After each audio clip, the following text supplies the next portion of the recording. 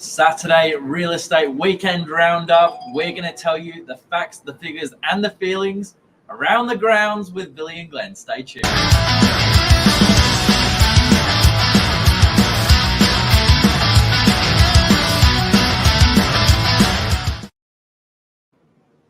Good afternoon, Sarge. Good afternoon, young Billy. Busy Billy, we've been calling him in the office. Very busy week, but we'll have a little trumpet solo a bit later on. Wet Saturday today, Billy. It was. A lot of rain, a lot of buyers, a lot of traffic. A lot of traffic, that's what I noticed today. Everyone was doing the mad dash between the 30-minute open homes with an umbrella or a rain jacket. I did find the open home numbers, though, Glenn, were impressive. Well, Novak's got a property up in Beacon Hill. They had approximately 30 groups through, so 2 in a group.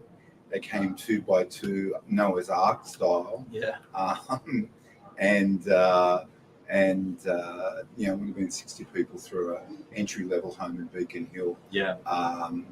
Guiding around that 2 million mark, which Beacon Hill, French's Forest, one side of the street's Beacon Hill, the other side's French's Forest. Still really good buying. Yeah, really competitive price point, I think, at the moment. That entry-level house, very much in demand. I think as rates stabilise, people are now, feeling like they're going to make the move where they've been waiting for the last couple of years. So, that's an interesting one to keep an eye out on. When you talk about rates on the move, I saw something. It was just on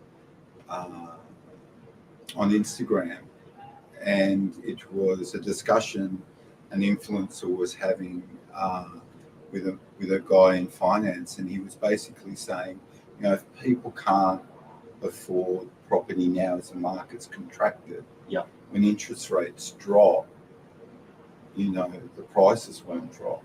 Yeah. So it's really, really hard, we know, and we appreciate that, to get into the market or to upsize.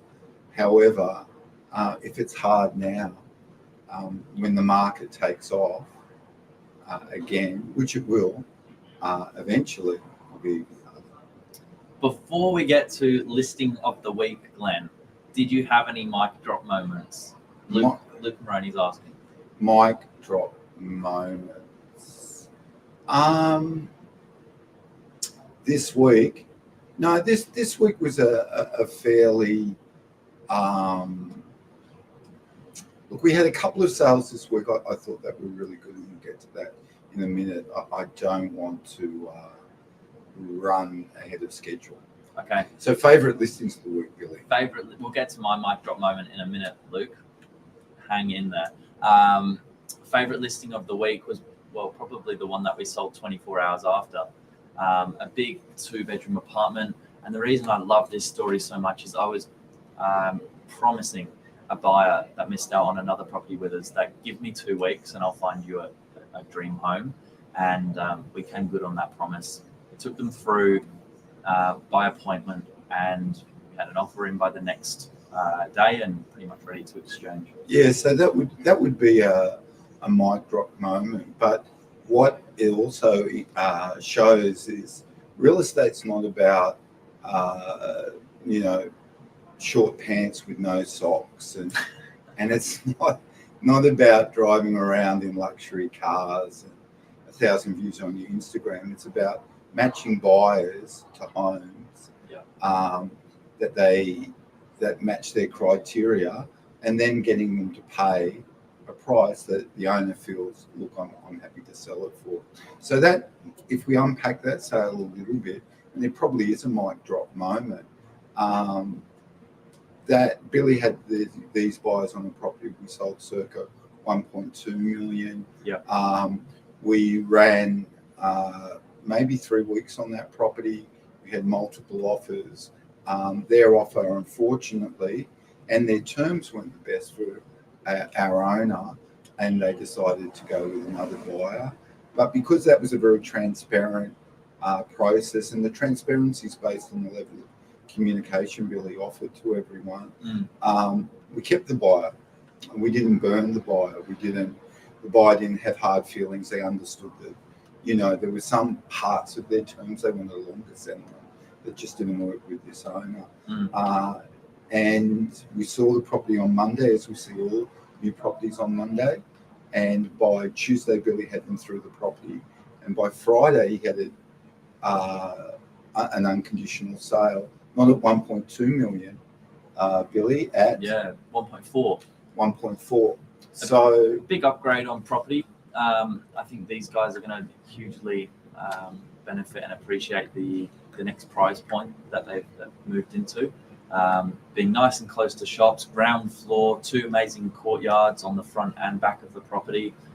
It's 165 square meters, so we're talking about an apartment that's definitely bigger than most in DY. Yeah, it's house size. So happy to see them, secure a great home. And from Monday showing the property to Friday, it was sold. And what's also really interesting about this, Billy wasn't the listing agent. So Lisa was the listing agent. And once again, you can see that cross-selling within the offers. So normal real estate world outside of Novak, Billy would have kept that $1.2 million buyer till he had something that he had listed, and then tried to sell them something that he would list. But that could be 2-3 weeks ago. They could have purchased with someone else. Yeah. So our unique sort of cross-selling teamwork approach, happy buyer, happy seller, happy Billy, and most importantly, happy Queen Lisa Novak. Let's keep the Queen happy. It was a mic drop moment though. It looked like this explosion behind us. Bang. Kaboom. Deal. Yeah. Friday deal. So I think that was sale of the week. I was fortunate enough. I was going to take one to auction today. I promised the owner it never rains at my opens. I kept my word because I sold it on Friday for 1.2, a 2-bedroom, 2-bathroom, 2-car apartment in Brookvale, bustling Brookvale, which just goes to show these house-size apartments on the northern beaches. We don't have terrace homes. We don't have semis. We don't have semi-detached. Are really forming that part in the market for someone that wants to downsize from maybe a 4 and 5 bedroom home into a 2-bedroom home, and buying these, house-sized units. The internal dimensions of them. Did they have 2 parking, Billy? That one? Your one? Your one. My one, no. No. So I would hazard a guess it was around 130 square meters internal. Yeah, about that. About that. So, really decent sized apartment.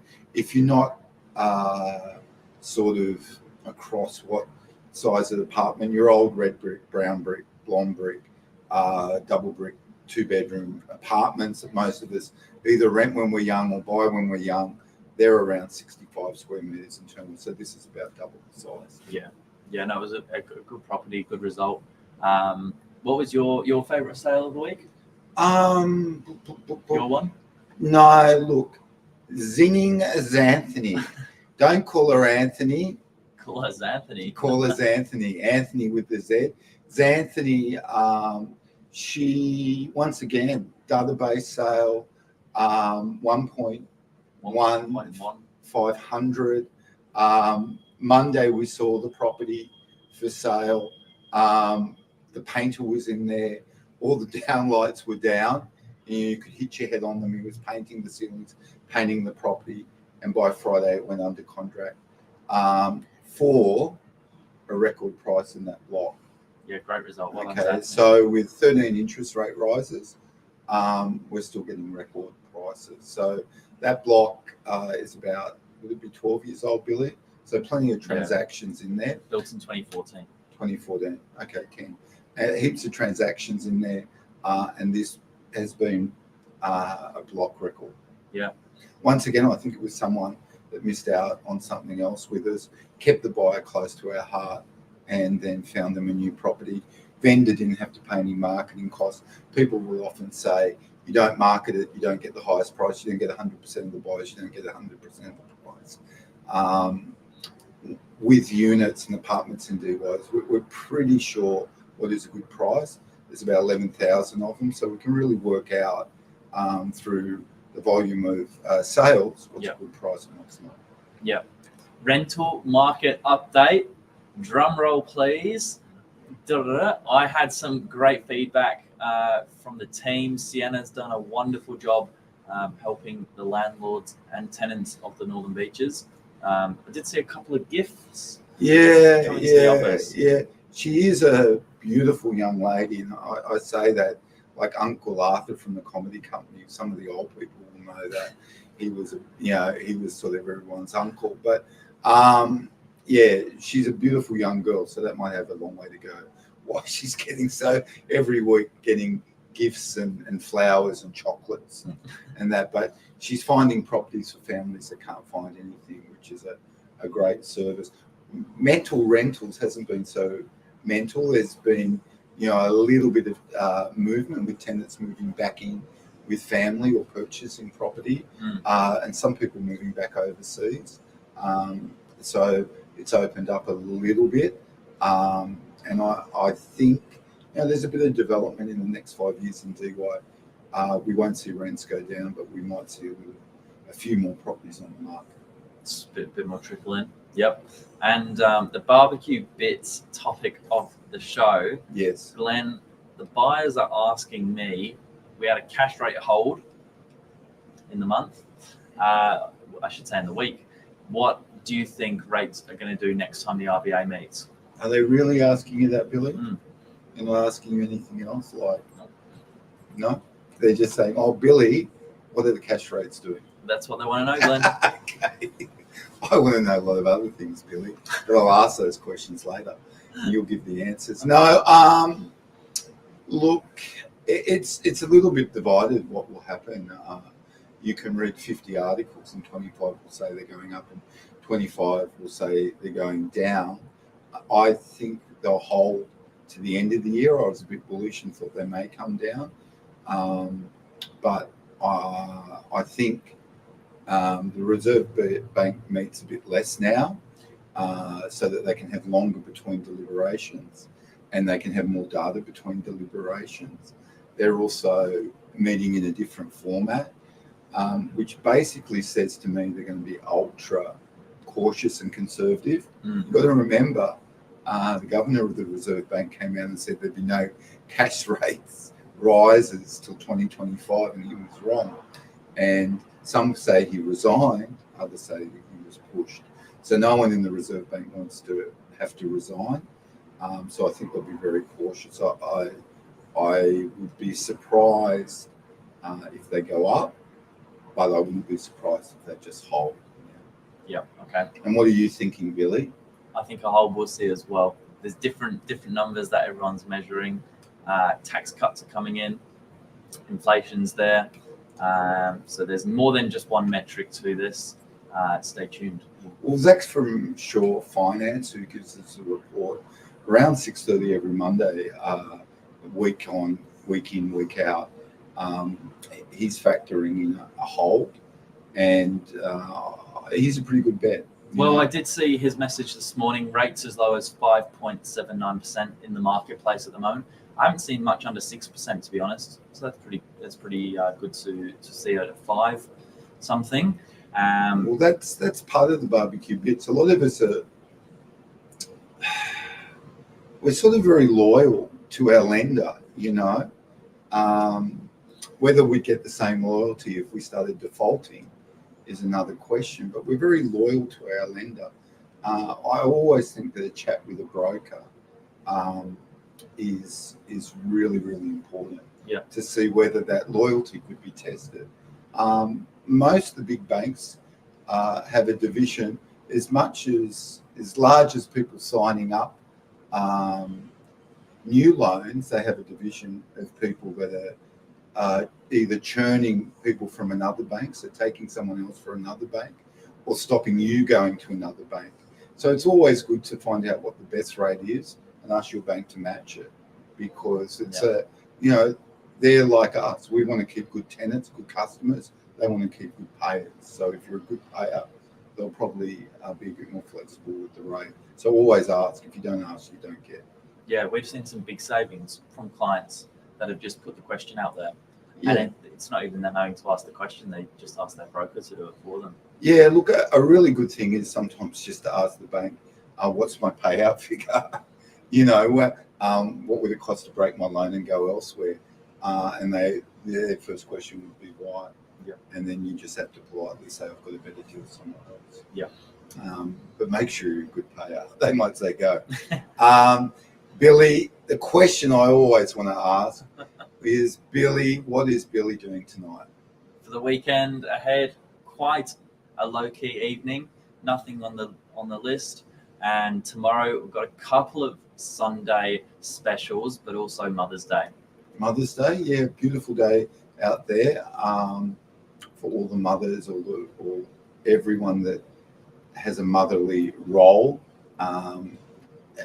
in their family. So yeah, I'll be with the family tomorrow. My family's still overseas.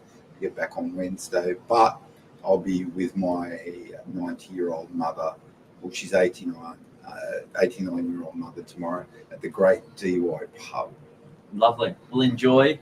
I hope everyone has a lovely Mother's Day, and we are around tomorrow. If you need us, give us a buzz. We're still in the office now. You can meet Billy and buy your mum a property in Maramba tomorrow. Yeah, absolutely. So yeah, give us a call. The whole team's on deck. Have a good weekend. Cheers.